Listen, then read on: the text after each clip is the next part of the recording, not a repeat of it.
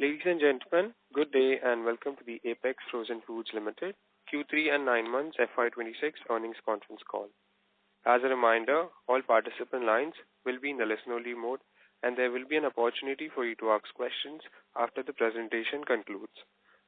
Should you need assistance during the conference call, please signal an operator by pressing star, then 0 on your touchtone phone. Please note that this conference is being recorded. I now hand the conference over to Mr. Shreyas Saman from Stellar IR Advisors. Thank you, and over to you, sir. Thank you.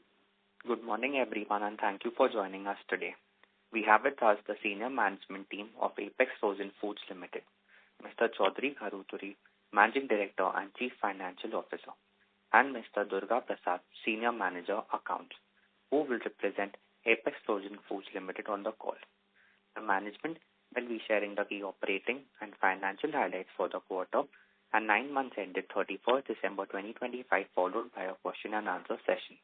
Please note, this call may contain some of the forward-looking statements that are completely based upon the company's opinions, expectations as of today. These statements are not a guarantee of the company's future performance and involve unforeseen risks and uncertainties. The company also undertakes no obligation to update any forward-looking statements to reflect developments that occur after a statement is made. I now hand over the conference to Mr. Chaudhary Garuturi. Thank you, and over to you, sir. Yeah, thank you, Siraj. Good morning, everyone, and thank you for joining us on this investor call for Q3 FY26. We have uploaded the investor presentation on the website of the stock exchanges, and we do hope that you had a chance to go through it. We would like to reiterate that diversification remains a key focus for us. Our non-US export business has grown from around 37% in 9 months of FY24 to nearly 51% in 9 months of FY26, reflecting our continued efforts to expand across geographies and reduce dependence on any one single region. At the same time, the US remains an important market for both India and our company. While tariffs were increased to 50% in August 2025, Indian shrimp export tariffs have now been reduced to 25% effective 7th February 2026. This development is expected to support an improvement in the volumes going forward. Another key development is the EU opportunity, the proposed India-EU FTA, indicating tariff reductions in a structurally positive development. It's a structurally positive development for the industry as well as the company in specific. While the benefits will accrue gradually, it strengthens the medium to long-term growth outlook. Now, coming to the financial performance in Q3 FY26, the net revenue for the quarter grew 15% year-on-year to rupees 264 crores, primarily driven by higher shrimp sales to the European Union and improved average realizations. The improvement in realizations was supported by firm global shrimp prices, a favorable currency exchange rate, and also the impact of US tariffs. Sales volumes declined by 5% year-on-year to 2,754 metric tons in Q3 FY26 compared to 2,903 metric tons in Q3 last year. Sales to the US declined by 12% year-on-year. However, this was partly offset by a strong 22% year-on-year growth in sales to the European Union. Coming to the profitability in Q3 FY26, lower raw material prices at rupees 327 per kilo in Q3 FY26 versus rupees 374 per kilo in Q3 of last year, along with other cost and control measures, aided the growth in profitability overall. EBITDA increased by 147% year-on-year to rupees 17 crores, and the EBITDA margin improved by 344 bits year-on-year to 6.5% in Q3 of FY26. While the previous quarter benefited from low farm gate prices year-on-year, they remain flat when compared sequentially and witnessing a rising trend in the current quarter. The profit after tax in Q3 FY26 increased to rupees 10 crores from approximately rupees 50 lakhs in Q3 of FY25.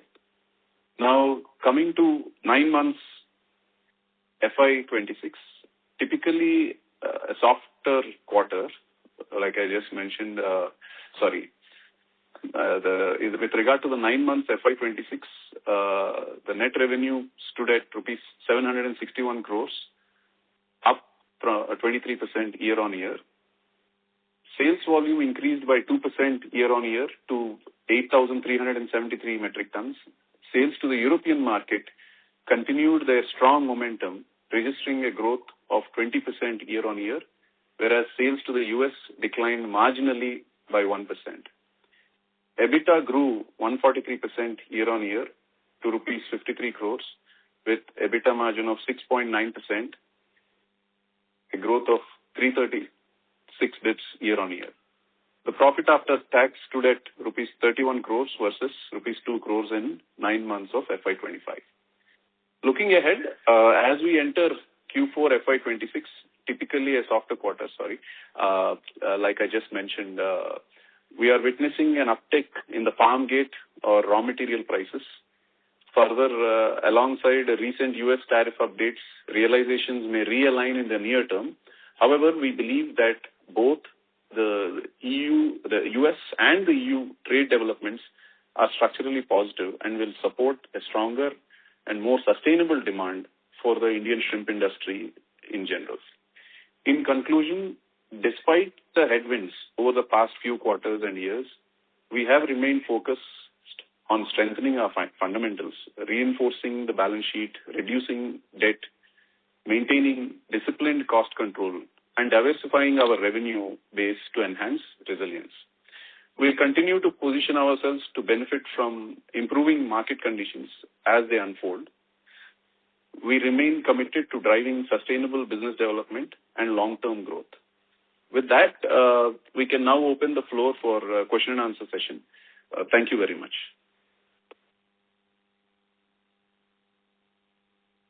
Thank you very much.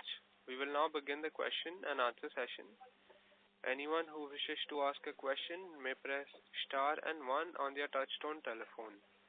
If you wish to remove yourself from the question queue, you may press star and 2. Participants are requested to use handset while asking a question. Ladies and gentlemen, we will wait for a moment while the question queue assembles.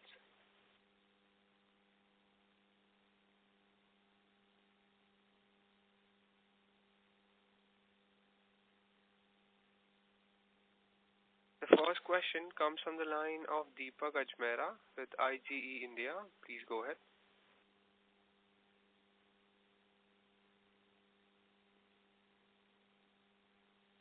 Hello. Mr. Deepak, your line has been unmuted. Hello, am I audible? Yes, sir. Yes, go ahead. please. So, thank you for the opportunity. My question on side of the revenue, that considering the Europe FTA and now the tariff has been reduced from the USA, what kind of a revenue are we expecting in 2 years, and how the ramp up of our facility will be seen from here, and on the part of the margin, what margins can we see in near futures? So, with regard to revenue specifically, of course, we need to first acknowledge that the recent trade agreements and also the both on the EU as well as the US relaxation in tariffs, definitely it will be boosting the volumes, which will enhance the company's utilization also of its capacities, which is and that obviously with increased volumes and with a stable pricing, we definitely expect higher revenues compared to earlier for the past 2 years. So overall, we do expect a higher growth in the revenue with regard to going into the future, especially with these plus points which are there in the market because of the relaxation of the duties which are there both in the EU and the tariffs in the US. I think that would be, with regard to, because of the volume enhancement, obviously that will be enhancing the revenue also over the next 2 years. So specifically, it should be approximately around 1,200 plus crores over the next 2 years, and of course, depends how the utilization happens. But we are very confident with regard to utilization and growing our volumes. And obviously, as the volumes grow, the revenue also would be picking up. Margins, we expect a stable pricing in the global export markets. We expect a stable pricing. Depending on our raw material farm gate prices in India, the margins would be, will be placed. But however, at the EBITDA level, we are pretty much confident that with these changes in the market, at the EBITDA level, the present level would be sustainable going forward. So going into the future, that is our idea as of now. Oh, okay. Thank you for that. Thank you.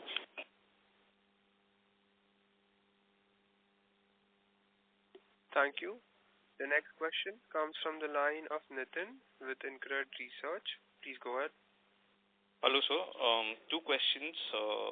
Firstly, I want to understand, when you say EU and the presentation says EU, do you include UK market in that, or do you exclude UK from that? UK is not included in the EU anymore. In your presentation? No, yeah. It's only the EU bloc. Understood. So that would be part of others if it has others. Okay.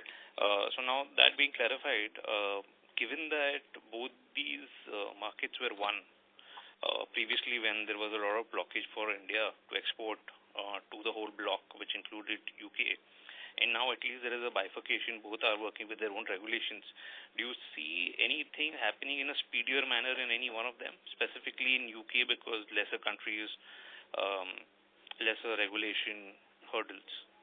Well, see, there is no relaxation with regard to regulations as such. Even though these free trade agreements are being worked out and they are being finalized, or they are finalized, regulations will continue.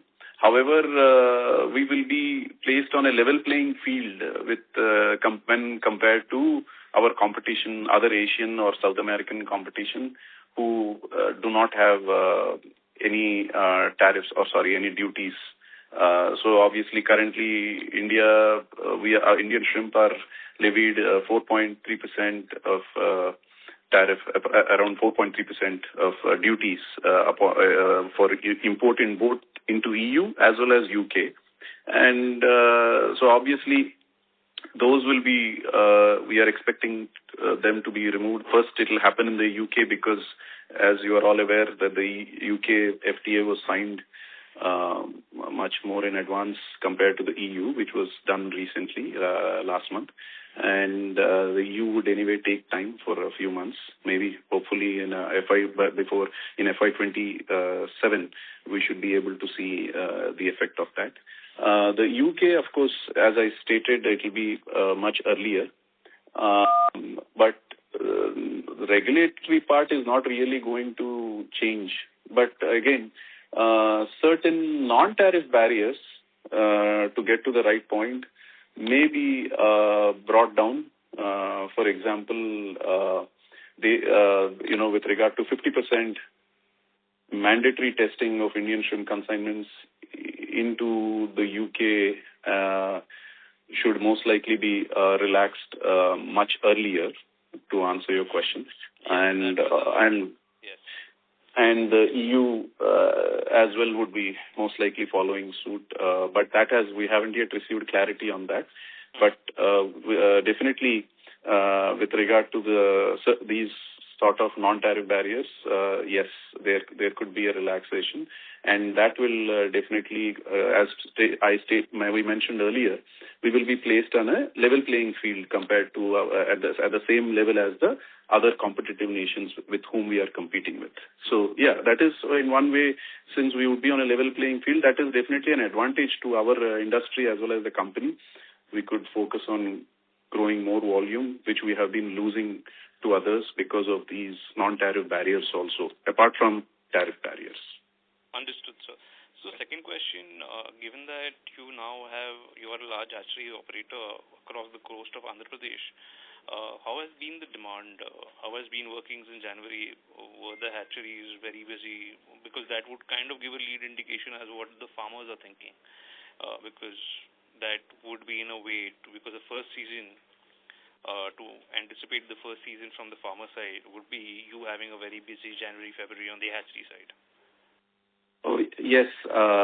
With regard to the hatchery operations, we are operating, of course, in the south currently. Our major hatchery, which is there, we are operating.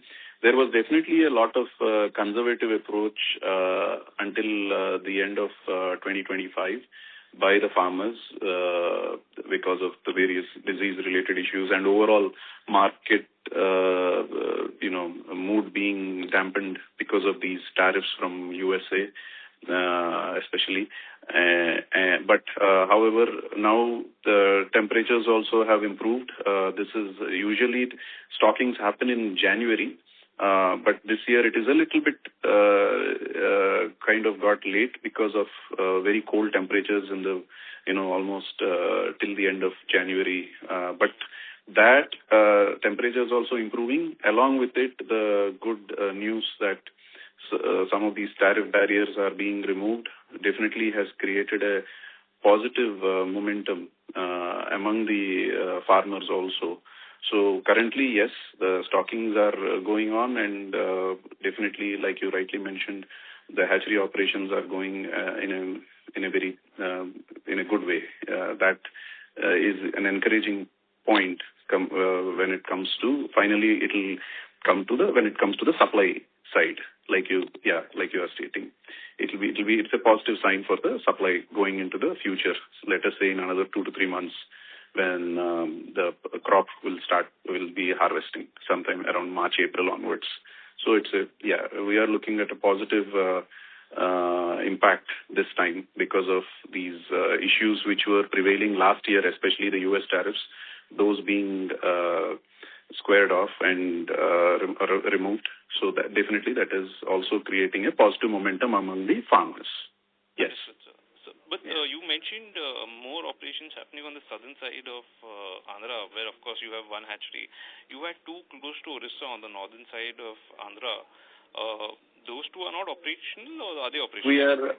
We are not operating them. Of course, the southern side one is the major hatchery. We have 2 units there, actually. Okay. So we are operating them in a more of in an efficient manner. Of course, we are also shipping. We are also shipping from there to other parts of the country and not restricting to Andhra. So more on an operational point of view, since we have 2 large units there, we are operating up from the south. In the south of Andhra. Understood, sir. Thank you. Thank you. Thank you. The next question comes from the line of Unni with Geojit Investments Limited. Please go ahead. Hello? Am I audible? Oh, yes. Yes, please. Go ahead. Yeah. First of all, thanks for the opportunity. And my question is regarding the realization in sales in terms of dollar and INR. And in that, how much of the tariff has been passed on to the customers? With regard to the realization in rupees, it was for the quarter, it is 914 rupees. However, we also need to acknowledge the fact that this is the average realization. However, we need to acknowledge the fact that this also comprises of the tariffs payable to the U.S. government. That's why it is high. But on an average 9 months, it was 864 rupees as far as realized per kilo, compared to 711 rupees of last year, 9 month FY25. So, but this is inclusive of the tariffs. And with regard to tariffs from the U.S., charged by the U.S., most of it, of course, most of it has been taken care by the customers because these were brought in by the U.S. Government. So this is more of a policy from that government, and they have been taken care by the customers.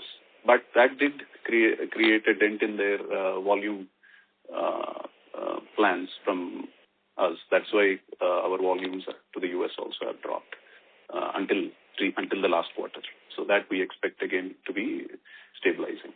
So yes, 914 rupees, sir. Okay. One more question. In case of other expense, how much is the tariff and how much is the percentage amount? See, the tariffs was 50% of the FOB value. So that translated to Prasad. 46 crores. 46. That was 46 crores with regard to the tariff component alone. Okay. This quarter? Yeah, only this. Yeah, so you want the 9 months? 9 months. Only this quarter. Only this quarter. Yeah. 46 crores. 46 crores. Yeah. Okay. Sorry? It was 46 crores. Okay. For Q3. Okay. One more question. So, in this quarter, what is the average farm gate price and what is the current outlook of the same? No, average purchase price for the company was 327 rupees, which was, I think, stated in the opening remarks. It was 327 rupees for the company based on the sizes which it has purchased during the quarter, Q3. Yeah. And sorry, what was your other question? Like the current situation of the farm gate, is there any increase? There has been an increase, of course, I think, which was also stated in our opening remarks. The farm gate prices have increased. They have been increasing, even in fact, during Q3 itself, they have marginally been increasing. And currently, they are a little higher. They have increased by almost 30-40 rupees, roughly, per kilo. But again, this is more driven by the demand-supply scenario presently. It's a usual, every year it will be around this time, it will be like that. Around Jan, February, that's what. Yeah. Okay, one more last question. Like after the EU FTA, is there any new orders coming for the ready-to-eat products?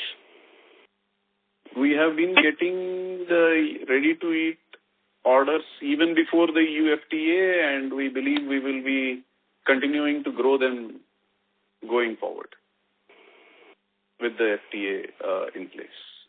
So, is there any expectation in the volumes in future? Yeah, yes, correct. That's what we have stated. That's what we just said. We already have ready-to-eat orders even from the EU, but now that is growing in a slow manner. But now with the FTA, when the FTA takes effect and we get the reduced rates applicable from EU, we are confident that our customers are going to place more orders with regard to the ready-to-eat from the EU customers. So, is there any volume guidance that you can provide for the future FY27? At this time, let us wait. We will provide you, of course, as we do more ready-to-eat for the EU market, we will be informing you.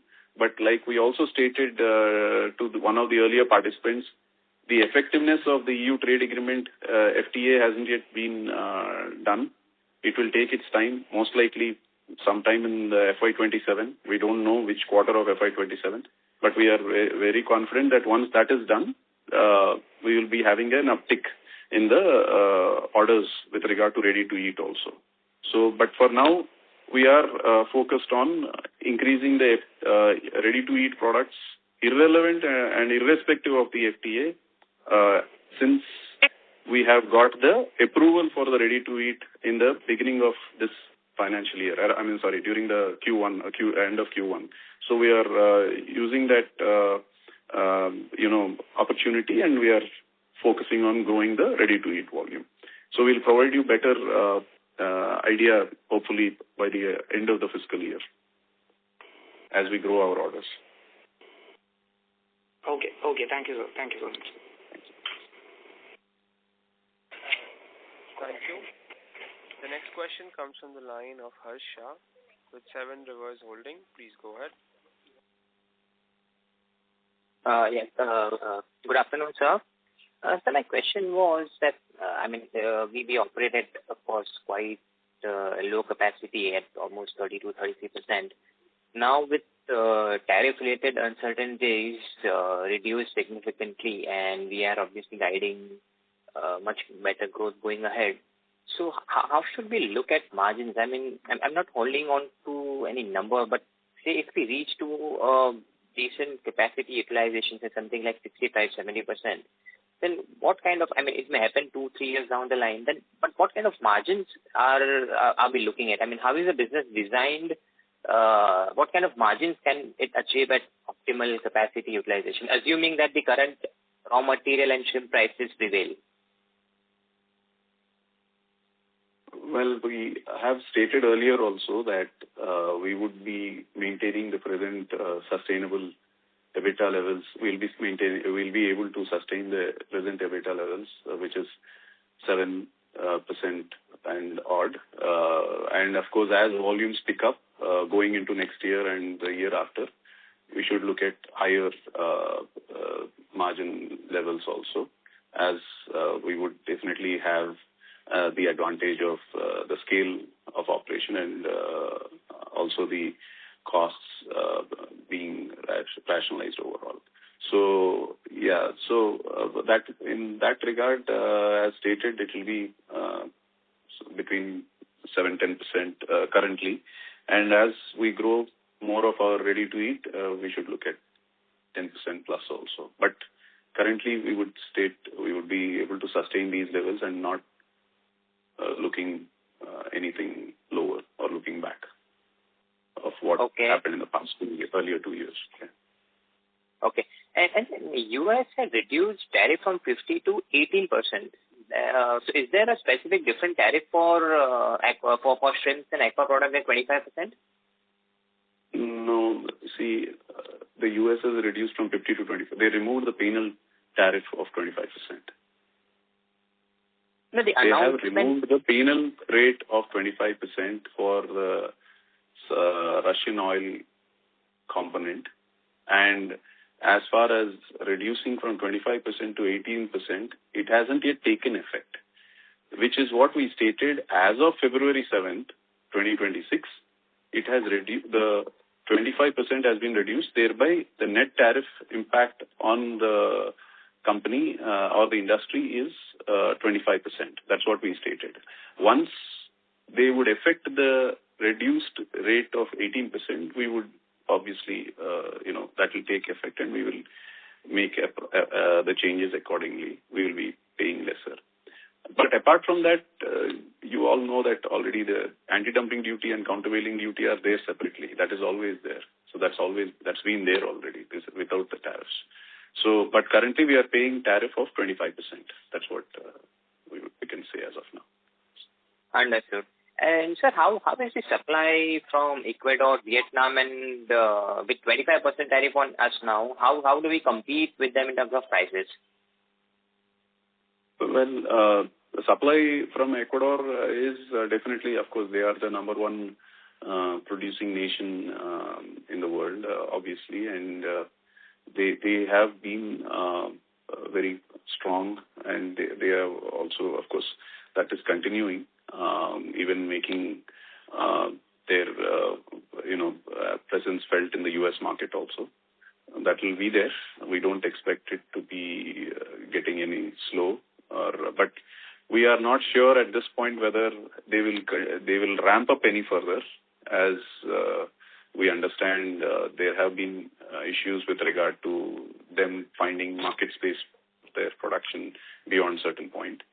As far as Vietnam is concerned, their production has been stable, but we haven't heard any major uptick in their supply side.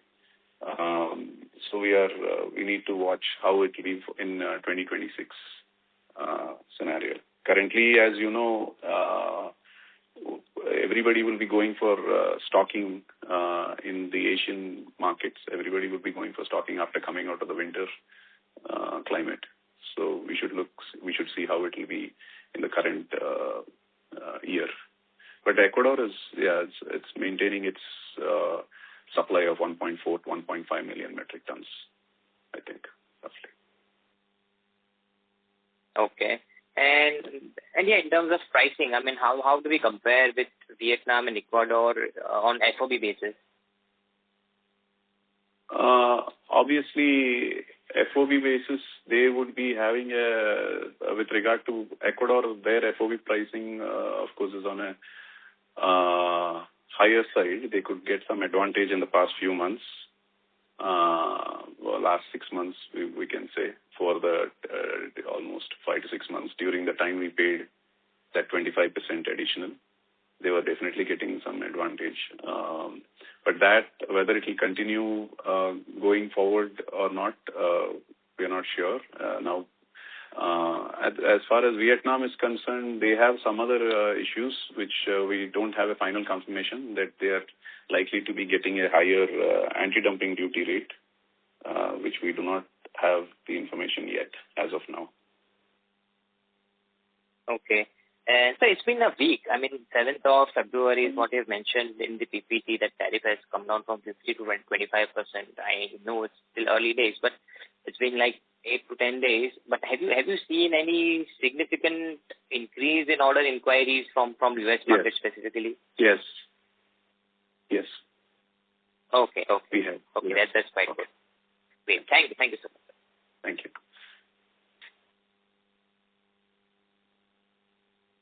The next question comes from the line of Siddharth with iThought PMS. Please go ahead. My question is on a 9-month basis, the revenue is up by almost let's say 20%, right? And 23%, right? But out of this increase, the volume is just up 2%.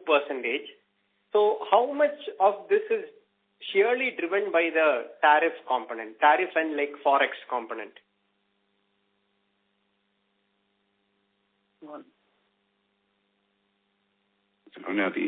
The US 9 months, the US sale looks such a thing. I think you already.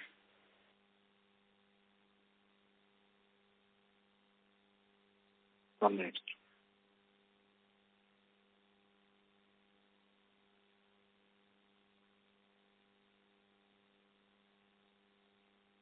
See, on the tariff, for the 9 months, if we see almost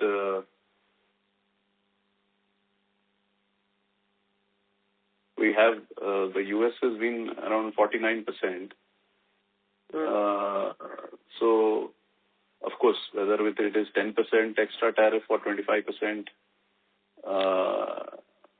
tariff, or subsequently it was 50%, now which is again coming down. Roughly 49% of the sales was meant for US, which is also stated in our presentation. Now, with regard to the exchange rate, as far as the exchange rate is concerned, average difference between the exchange rate of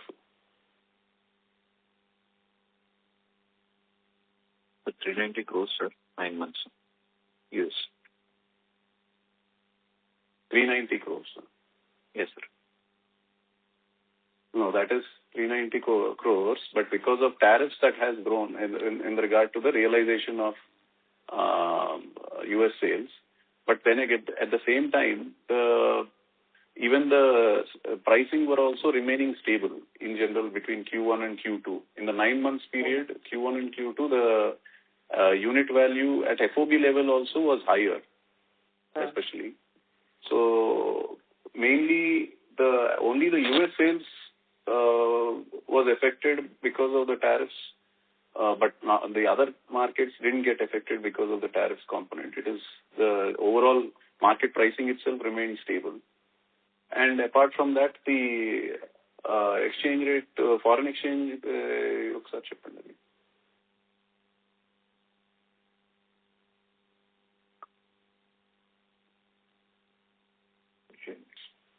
Does that answer your question? 3 crores? 60 lakhs. No, 9 months low. 11 crores, 54 lakhs. In the 9 months, there was 11 crore increase, mainly because on the account of foreign exchange difference. Yes. Okay. Hello. Yeah. Yeah. Was on the 9 months. It is 11 crores only on the exchange, with regard to the exchange front. Because the depreciating rupee. Okay. Yeah. So, another, related to this, the other expenses for 9 months, right? It is up by almost 75%. Is that because of the tariffs? Yes. Majorly? Yes. In the 9 months, the tariff component alone, whether it is 10%, 25% or 50%, all put together, only the tariff component, 86 crores, sir, 42%. Yeah, so 86 crores was the total tariff component in the 9 months. Whatever rate it is, 10%, part of the sales, 25%, some sales, and also 50%. So, at the same time, for 9 months of last year, that 86 crores will be almost zero, right? Yeah, it was not there, right? Last year, 9 months, that was not there. Okay, sir. So, one more question I have is, now that the tariff is reduced, do you, what do you think will be the realization going forward in the US? Well, the realization, of course, in the case of US, it will get corrected because of the same way, at the same time, the tariff expenditure also would not be there. So that by now it is very, we should understand here that whatever increase in the case of realization was there, it was also offset with regard to the tariff payable in the expenditure side. Like you rightly asked, in the other expenses component, even tariff was there. So that now I think from this quarter, with the tariffs being at 25%, obviously the realization for the US sales to that extent, 25% on FOB, it will be getting reduced compared to, earlier period, earlier 9 months. Earlier 3, 4, I think it was around 4, 5 months between August to December, August to January, almost 6 months, almost 6 months.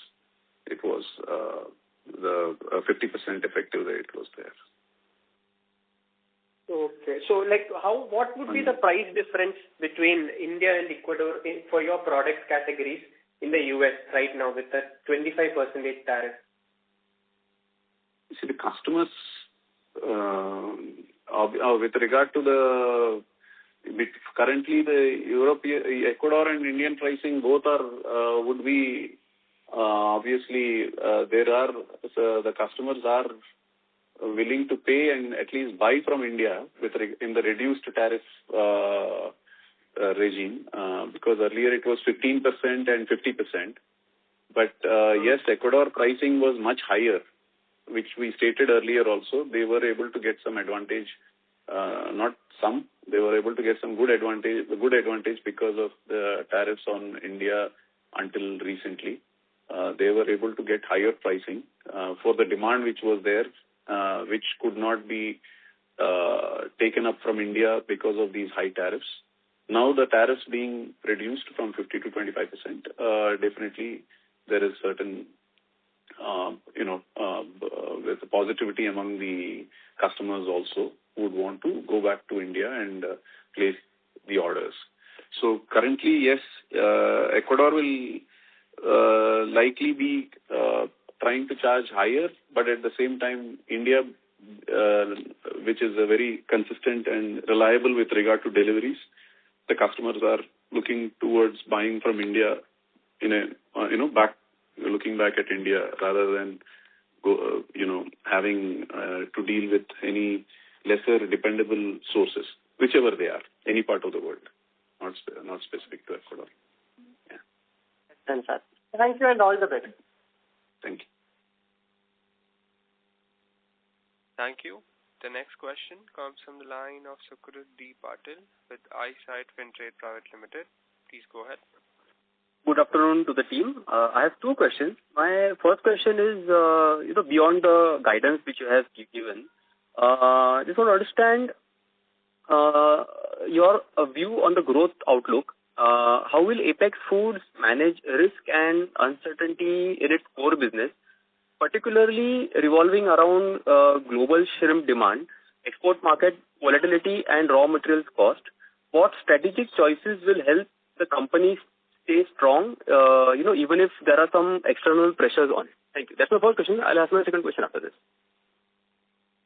With regard to export markets, obviously diversification is the key, which we have been doing, and we will continue to put in our efforts so that we are insulated from any one individual market effect like we had in the beginning of this, since we have had it since the beginning of this year because of this tariffs and other. That's one of the reasons why we have been pushing more volume to other markets than ever before. Obviously, when we have our stakes placed in different markets, obviously we would be insulating ourselves from any major hits or any major issues like this. With regard to the raw material, as stated, definitely in a stable shrimp market environment now. For example, recently with the guidance being given by the nutritionists, even by the US FDA example, specifically with regard to seafood and shrimp, there is always, we expect better demand to be growing overall because of the average consumption, per capita consumption also growing over the next, into the future. Because of these guidances being given against rather promoting more white meat like seafood, so that obviously will have its relative impact at the sourcing side with regard to production at the farm level, because steady demand also enables for a stable production at the farm level. So that way, I think that company will, by diversifying itself to different markets, will insulate itself from any one specific issue. That's one of that's we have proven by growing our volume into other markets also, or this year especially. So I think that answers with regard to the company, as well as on the supply side, as we stated just now. The demand being stable and it also picking up by increase in consumption overall in different markets. That will also create a positive environment for a stable production at the farming level. And of course, for us, we will continue to grow our network and relationships with our farmers even more by supporting them at the primary production area, whether it is the seed from our hatcheries or in other ways. That will enable us to have a stable supply also for our company. I think we answered. Thank you. Thank you, Vic. My second question to Mr. Prasad is, beyond the margin commentary, how will Apex manage financial risk and uncertainty in areas like receivables, working capital, and forex? What set of rules will ensure earnings quality stay even in certain volatile conditions? I want to understand your point of view and plan of action on this. Thank you. The work with regard to receivables, actually, we don't have any issues as such. We, of course, have been more prompt in ensuring that our receivables are received in a timely manner, both within the country as well as from the customers outside. The current,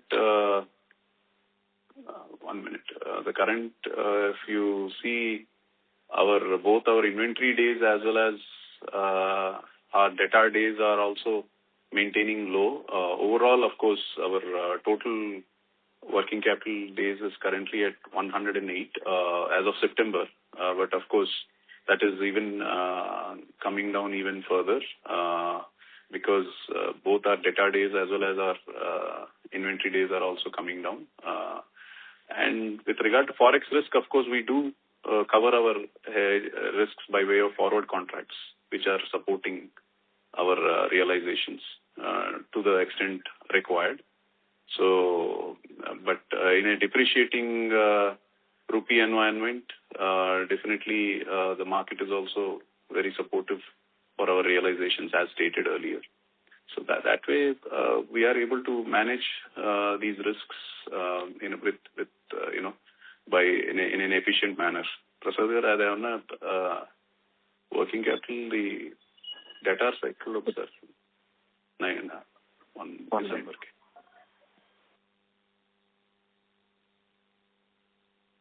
Thank you and best wishes. Yeah. Okay. Thank you. Thank you. The next question comes from the line of Yogansh with Mittal Analytics. Please go ahead. Hi. Thanks for the opportunity, sir. Most of the questions have been answered. Just one question I had. So last con call you had mentioned about our efforts in developing newer markets like Russia and Australia. If you could just broadly talk about our efforts over there and how those are yielding any benefits, or what is the kind of volume that you're expecting from a market like Australia and Russia and any other key markets that you're seeing coming up for us? We are continuing to pursue those, and I think by the end of this financial year, we would be able to start our sales there, if not, or at least early April. We are continuing our discussions in that regard. There are certain regulatory restrictions with regard to Australia, which we are discussing with our customers, and we are working in mitigating them by ensuring that we are meeting those standards, their expectations at the at the border with regard to the health authorities and with their testing. So we are confident that both those two markets which you have specifically mentioned, we will be able to start volume even in a smaller manner, starting from most likely, if not by Q4, by Q1. That is next fiscal FY27 Q1 onwards, we should be able to start our sales in a slow manner. But because this is the first time market, also the customers also have to test the product. We see a huge, good potential, to be precise. In both those markets, we see a good potential. And definitely that will be an added boost for the company in FY27. Especially with these two markets. Apart from, there are a few more markets which we don't want to state at this time, but we are confident that this will help us going into the future, especially next year, in the next one quarter onwards. Right, sir. Sir, one more question. Sorry if it has been already answered. I got dropped in between, so I might have missed it. Any numbers that you can share on the capacity utilization scale-up that you are expecting for FY27? Well, we are current. Of course, we are like earlier somebody has stated. It's current this year. For the full year, it is around 33-35%, but we expect to push it up to by another 10-15% and try to take it up to at least 50% by FY27. So we will see how that goes. But currently, we are planning for that as of now, as far as the utilization is concerned, capacity utilization is concerned. Got it. And sir, still this major scale-up would be from our normal capacity and the ready-to-eat and ready-to-cook, which is for the European market, that will follow up in the later half of the FY27, right? No, it is part of that. When we mentioned, it is part of that. Fair enough, sir. That's it from my side, sir. Thank you and all the very best to you and your team.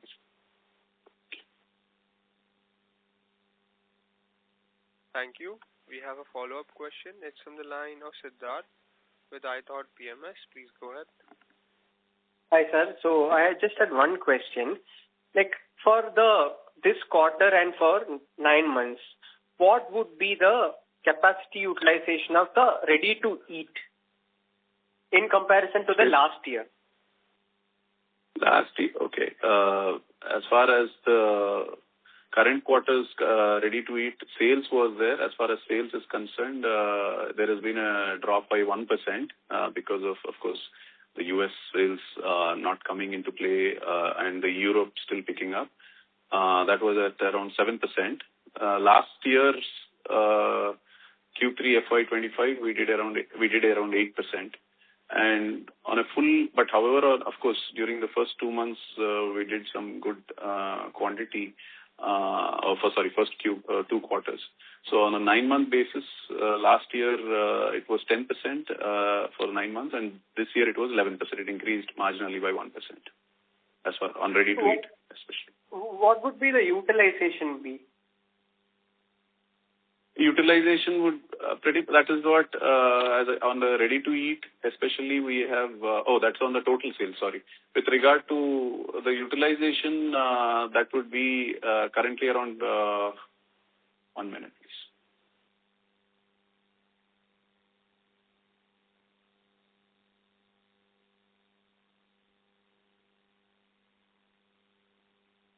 It's around that is around currently.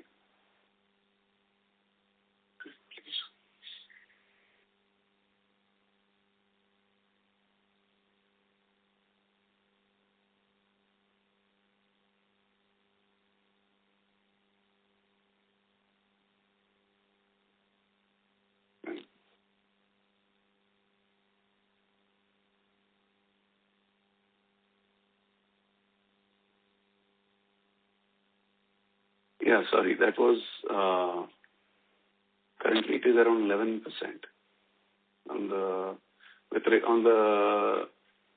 currently it was around 11% of ready to eat, and there is a good headroom for us to grow a lot on that.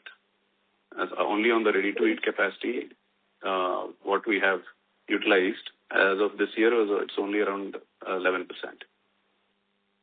So what was the same last 9 months? 10%. Last year's 9. 10%. It was lower last year. Okay. Thank you. Yeah. Thank you. The next question comes from the line of M. Srinivas, an individual investor. Please go ahead. Good afternoon, sir. Thanks for providing this opportunity. So from the recent news I've been listening to, most of the farmers are shifting to Black Tiger because of this global uncertainty. Did you see any outage in the supply going forward? No, both. I mean, there are, of course, farmers who are switching to Black Tiger in some areas, but Vaname is still there. Apart from those disease issues, it's good that there are an alternative species as such, Black Tiger also. So we did not see a major issue with regard to Vaname production dropping down significantly, because parallelly Vaname, this is especially in the state of Andhra Pradesh, quite a number of farmers, we shouldn't say a lot, there are farmers in certain areas who have been switching over to Black Tiger. But parallelly, there has been Vaname growth in other states. Okay. Yeah, that has also been happening parallelly. And now Vaname or shrimp farming is not restricted to the coastal states any longer. This has gone more inland also. Aquaculture is being done more in inland also. Some of the northwestern states also have been increasing, especially into Haryana and Rajasthan. But again, in Orissa, Bengal and Gujarat also, the Vaname has been there. It has also been increasing. So overall, definitely Black Tiger has increased in the state of Andhra Pradesh compared to earlier years because of certainty increasing for certain farmers or based on their strategy.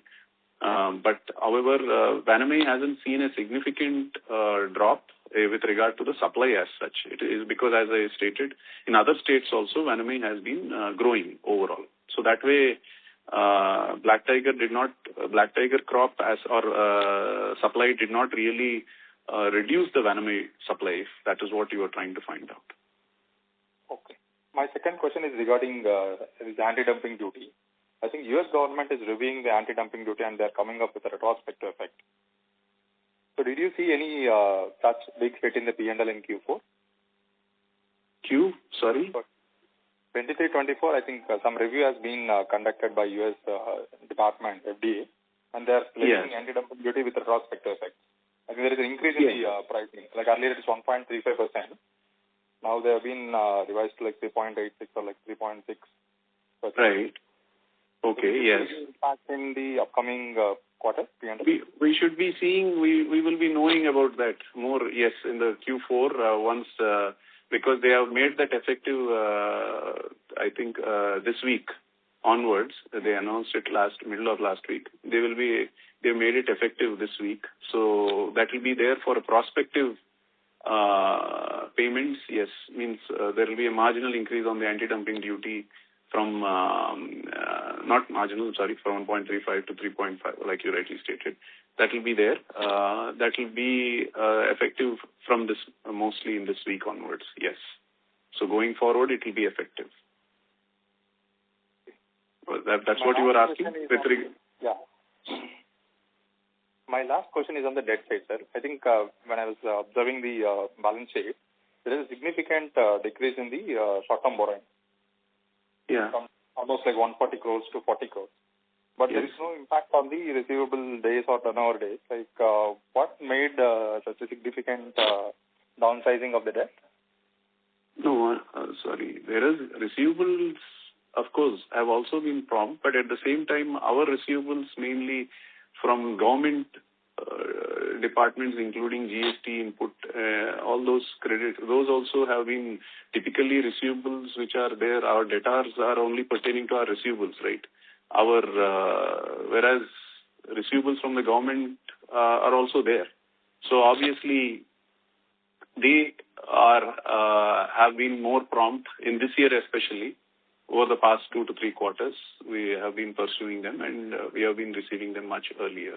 That is how it is. But at the same time, we have also increased certain customers who also pay in much earlier period. So based on the terms which we are negotiating with them.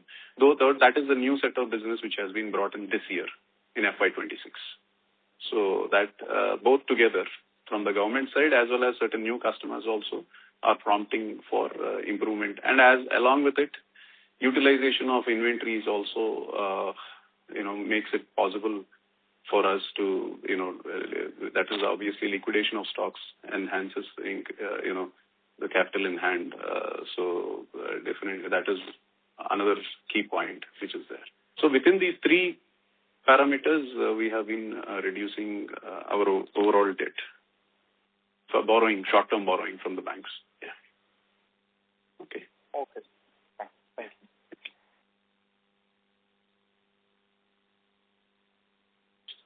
Thank you. The next question comes from the line of Harsha with Seven Rivers Holding. Please go ahead. Hi, sir. Thanks for the follow-up. Just wanted to, on bookkeeping side, what was the export incentive for 9 months? 4 9 and then 37.62 crores. 37 crores. 37 crores. Yeah. Okay. Got it. Sure. Thanks.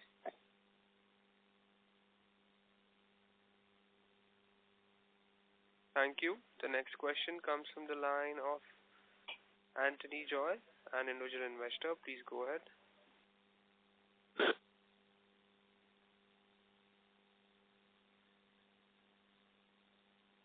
Can you hear me? Yes, please.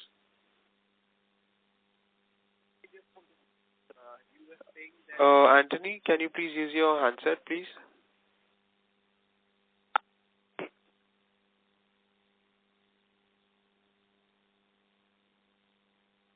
Hello, sir. Can you hear me right now? Yes, please.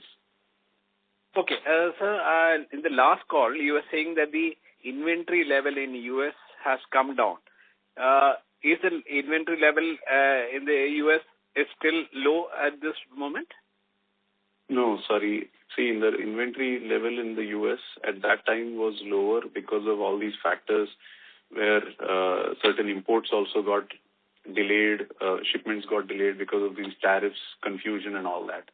That was but in the case of Q3, we also need to factor in the holiday sales also play a major role, and how the sales happen in that market post tariff regime is a very important part. We need to see whether the consumption is at the same rate at that high pricing, at the retail level or at the restaurant level. That also will have an impact. We need to see how that would be. But as of now, we don't see any shortage of inventories on the US side. But of course, wherever the requirements overall from India have been increasing slowly. Inquiries have been picking up, like we stated to another participant earlier, post tariff reduction. But as with regard to the inventories, it is more dependent on how the holiday sales have happened, especially during Christmas and New Year. And this month we should see how it will be. This is the Lent season, typically where a lot of consumers move towards white meat and avoid red meat altogether. It's especially in the US and Europe. So we need to see how that would be affecting the overall inventories. So we are not having a clear picture of that at this point, to answer your question. Right, sir. Another question is, how about the freight charges? Have they come down after the tariff? No, there was no change. See, the freight charges have been lower this whole year. There have been no increases in freight rates. In fact, they have been coming down in phases, but they are pretty much among the lowest levels. I mean, pretty much at the lowest levels when we compare it to COVID time or during the pandemic time. This is very, very low, and they are very at a reasonable level, to be precise, as far as the freight rates are concerned. Right, sir. Thank you. Thank you so much. Thank you. Thank you. Ladies and gentlemen, that was the last question for today. I now hand the conference over to Mr. Chaudhary for closing comments. Thank you, one and all, for making it to our investor call for Q3FY26 results. And you may always reach out to us for any queries or clarifications on ir@apexfrozenfoods.com. That is the email address, ir@apexfrozenfoods.com. Thank you, and we thank the Stellar team also for supporting us on this. Thank you. Have a nice day. Thank you. On behalf of Apex Frozen Foods Limited, that concludes this conference. Thank you for joining us, and you may now disconnect your lines. Thank you.